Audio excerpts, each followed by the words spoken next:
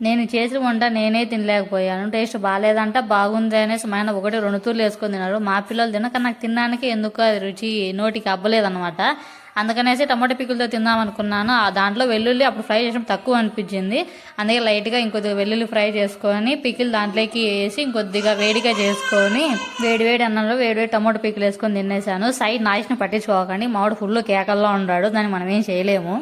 ఒక రోజులో ఇన్ని మినీ బ్లాగ్స్ పెడతాను అస్సలు అనుకోలే. పెడుతున్నా మీరు చూస్తున్నానండి ఎన్ని బ్లాగ్స్ వస్తాయి ఇంకా నైట్ అయ్యేలోపు.